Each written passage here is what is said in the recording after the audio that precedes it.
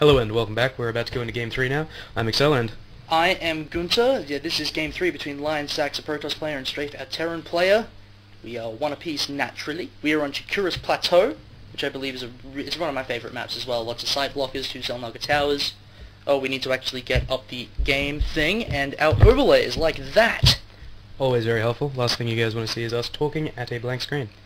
So the last two games, I think both players did the almost exact same strat at each other again, but this time... It went the other way because he didn't get those cloths up early enough and he just wasn't getting the damage he needed to. Yeah, that early attack shutting down, like killing like 20 probes. It was crippling. There wasn't a lot he could do to come back from that. So it's interesting to see how both of these guys approach this game as well. We spawned on cross positions, so the rush distance is going to be pretty long. And I have Zelnaga Tower selected. Now I don't. Well played. Well played. Now, both players pretty standard. Nobody doing anything crazy yet. Not seeing any proxy barracks by the look of it or anything crazy. But it's only because we've just started the game. Don't worry. The cheese may yet come. The cheese may yet come. Everybody likes a little bit of cheese every now and then. Indeed. It's fun sometimes when it works, and it's really fun when it doesn't. Though it depends who you're cheering for, I guess. It really depends on who you're going for, because of course if your player cheeses and fails, you're going to be a little disappointed.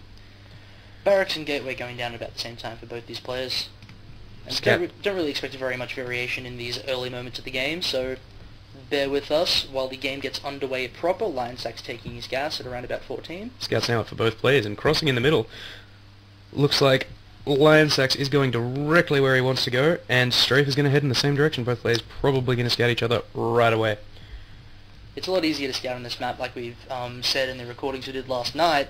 You cannot spawn vertical position. You can only spawn left and right, so it makes it a lot easier when you're choosing where to send your scout at the beginning of the game. That probe harassing that SCV, doing its job. But the SCV gets away inside the refinery. Now are we going to see a bit of revenge here, and is he going to take the gas back off Strafe? No, it looks like he's just going to be... Oh, he does! Omniscient, what you can I say? You are a mind reader, sir. You are. Well, he need to get that vengeance in. Strafe did it to him previously. First Marine is out, and that's going to scare that probe away, but he's probably just going to hang around at the front anyway. Now, of course, Straight's SCV still wandering around up the top left in Lionsaks base. And let's see what he sees. He sees all. He sees all. This SCV sees all.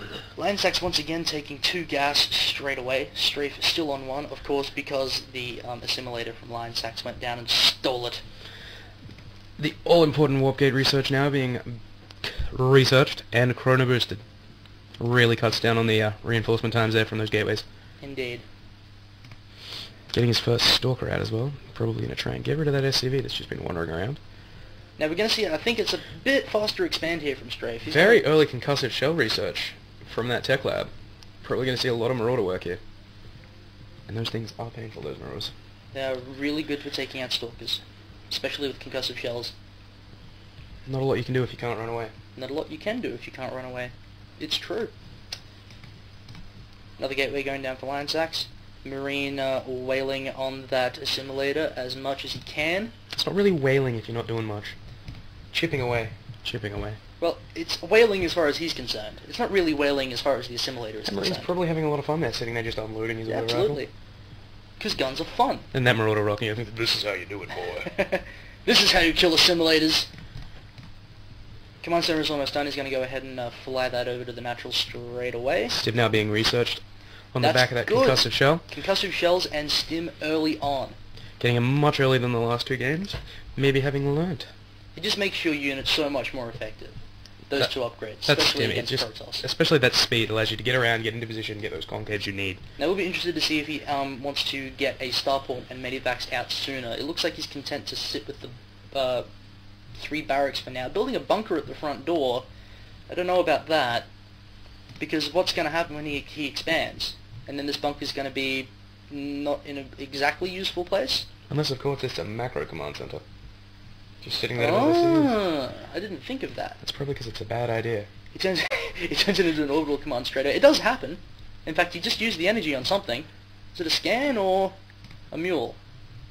Probably a mule. So, I mean, there is such things as mana command centers and mana orbitals where you just build them so that you can use the mana. It's not something you see very often, though. Now look at Factory this, going down now. We have a proxy pylon from Lionsaks over here to the north of Strafe's base. He just warped in some zealots and some sentries, and it looks like he's going to go for a poke now. Going down his second proxy pylon in a closer position. That backup proxy pylon. Gateways do we have? We do actually have a 4-gate, which we should have been paying attention to, but we didn't. But now we know. It's a 4-gate, and we're going to see some big aggression from Lionsaks out now. And knowing is half the battle. G.I. Joe? Anyway.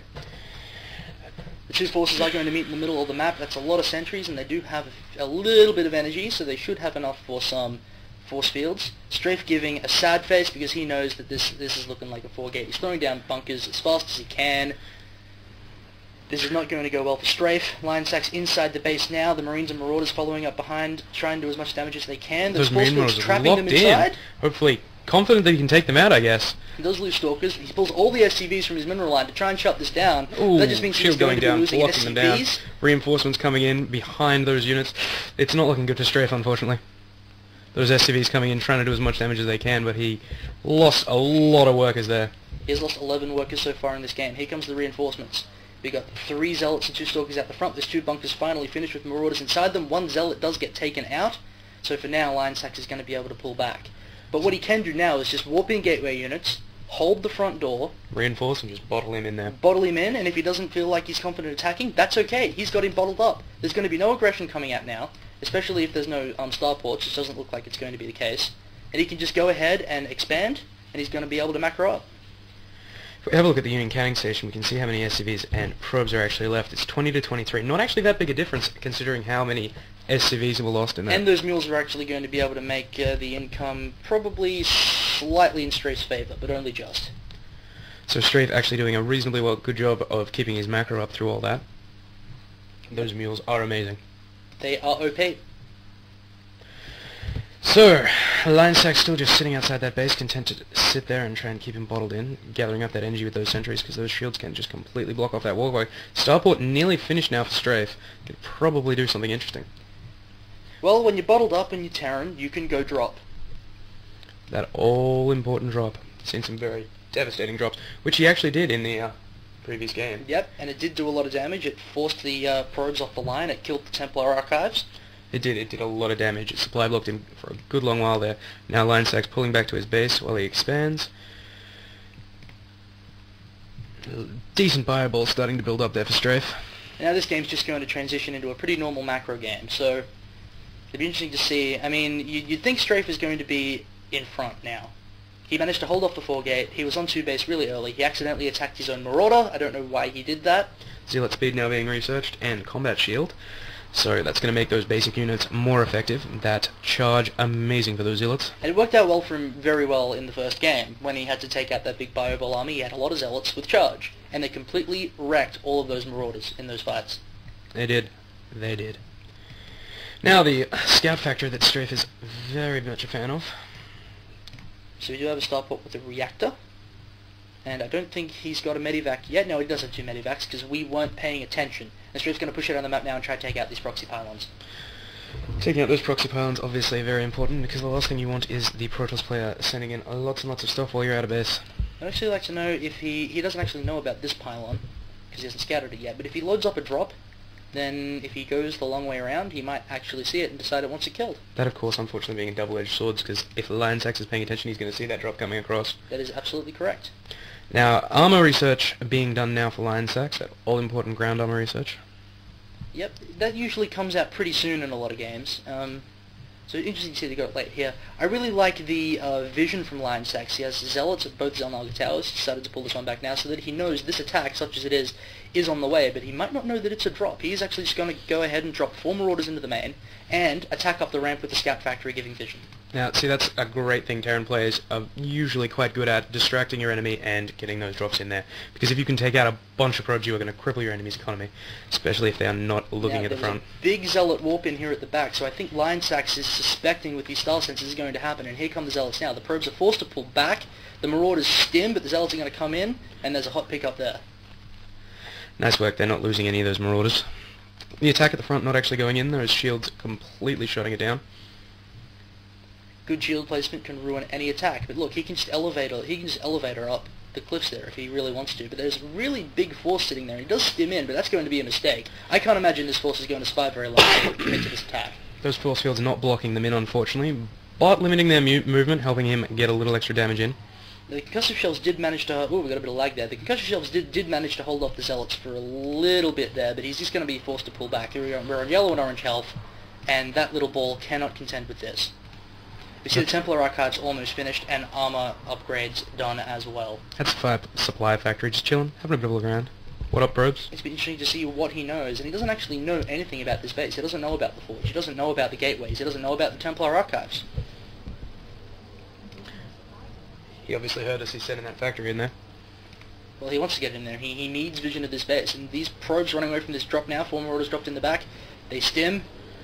They're killing Zealots. Those Zealots having to trickle in one by one, those Marauders getting a lot of damage in, and it looks like they're actually going to take them out. Ooh, he manages to pick up one Marauder and then drop it behind. That's really good unit control there. I like that a lot. And this Zealot's not going to... Oh, the Marauders being reinforcements come in. pulled out, getting out of there before those reinforcements get in and slaughter them. And then the army for Lionsaks forced to pull back. And the scout factory is going to be able to fly over the top and see everything. Storm now being researched, getting Chrono boosted out. So it looks like we're going to be seeing some Templar work. And Protoss Armor 1 as well, and our Terran player, Strafe, has only just started his upgrades as well. That Mobius reactor. We've got an Armory on the way as well. Storm is nearly done. Do we have any Templars out on the field yet? That Firebolt for Strafe starting to move across the field. It's been reinforced, it's bigger, it's better, it's stronger, and it has a faster connection to the internet. Alright, so we have 3 Templars out on the map. They do have enough energy for 3 storms, and well-placed storms will be able to shut this attack down completely. Wreck fireballs. You need to be on your toes with those stims. You need to get out of those storms as fast as you can. Sorry about that probe. It looked like... Oh no! One Templar goes down. You do not want to be sacrificing that good force field, splitting the army in 2. The stim comes in. Lionsaks decides to pull back. Here come the storms. Feedback! All those units are now in yellow and red. Taking them all down. We're getting a lot of damage in there. That's going to stop Strafe pushing straight in. He needs to commit to this now before the medivacs just heal them up. He needs to go ahead and attack and try to take this out. The Zealots charging in. Great force field, beautifully bottled in. Absolutely sealing the fate of all those units. Those Zealots getting in there and doing a lot of damage.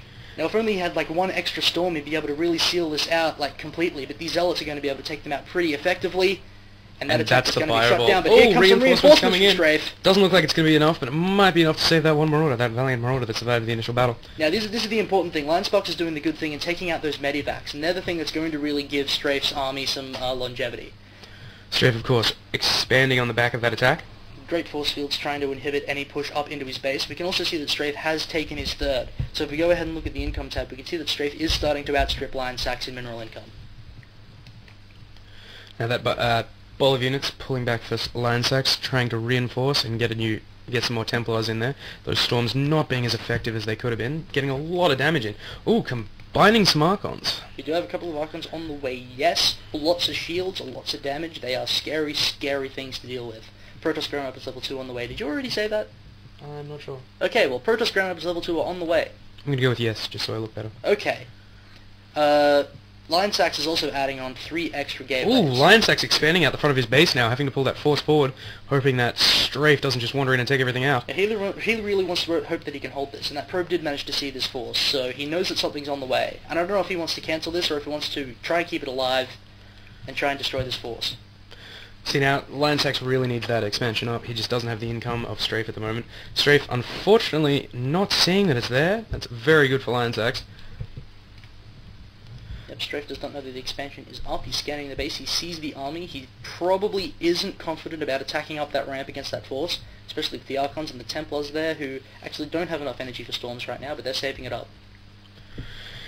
Of course, that storm we saw earlier does so much damage to those fireballs. It is very important when you're dealing with this Marine Marauder to have that really powerful AoE, and not just that, but feedbacks as well. Being able to shut down these medivacs if they have a lot of energy stored up is extremely useful.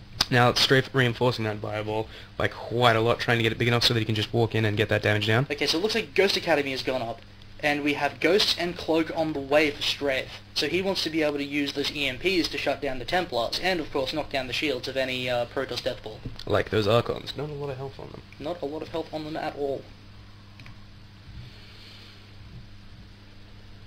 Lots of Marines being built back in base for Strafe right now. 10 more on the way.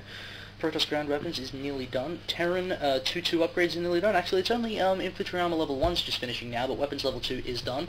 Cloak is about 1/3 done. Strafe taking a 4th base. And this whole time he's been adding on SCVs as well. Here comes a little force, an Archon and a few Zealots. Now the Zealot Archon compositions are so powerful sometimes. If you transition into Zealot Archon with some Templars backing you up with Storms... All those Templars charging out again. again. Feedback going after the Medivacs. Some nice feedbacks, but losing all those for no Storms. That's very unfortunate. That's not a very efficient use of those Storms. And now Strafe feels confident that he's just going to go in. Robotic support bay going down for Oh, Lionsaks, sick EMPs! Lionsaks' army is being absolutely crippled by those EMPs. His army is just getting absolutely slaughtered as though force field's mitigating the damage, and there's the GG. GG, so Lionsaks is going to win this game 2-1. Some good play. Both players Excellent played play very from well. both players. It's good to see a game that went 3 games and didn't end after 2. Yeah, it was nice. So it's very good. Very good indeed. I was Excel. I was Gunter, and thank you very much for watching, and we hope to see you later on tonight when hopefully we get another game done. Goodbye.